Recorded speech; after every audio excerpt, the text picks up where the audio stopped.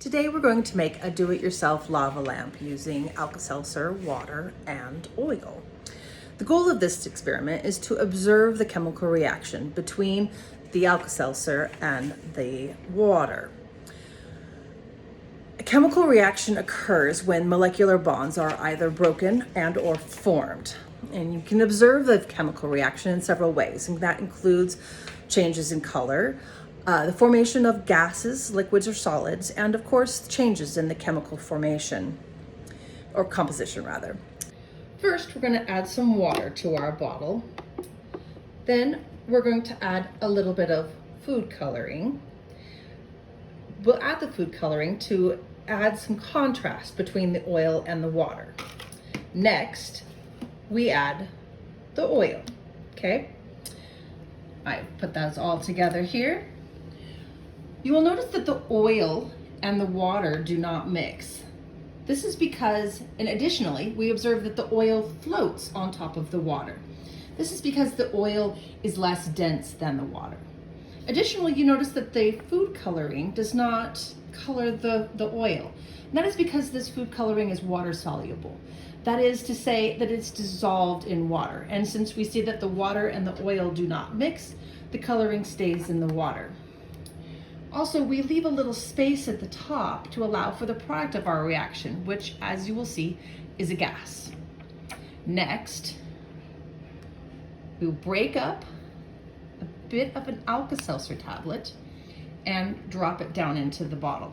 But first, let's talk about what Alka-Seltzer is. The Alka-Seltzer tablet is made up of aspirin, which is a pain reliever and not a reactant in this experiment, but also sodium bicarbonate and citric acid. Sodium bicarbonate and citric acid react with each other to produce water and carbon dioxide. Bicarbonate and citric acid react with each other to produce water and carbon dioxide. However, sodium bicarbonate and citric acid are stable, as you can see in this tablet. The sodium bicarbonate, though, which is NaHCO3, dissolves easily in the water, resulting in sodium and bicarbonate. The bicarbonate, which is slightly alkalotic, is then free to react with the citric acid, which produces water and carbon dioxide gas. Let's go ahead and drop those tablets down in there now. As the chemicals in the reaction form gases, the products of the reaction, which is water and carbon dioxide gas, are temporarily less dense than the surrounding oil, which is why we see the colored bubbles rising. As the gas is released at the surface, the water bubbles are then, once again, more dense than the oil, and you see them falling back down below the oil. The reaction continues until the bicarbonate or the citric acid reactants are all used up.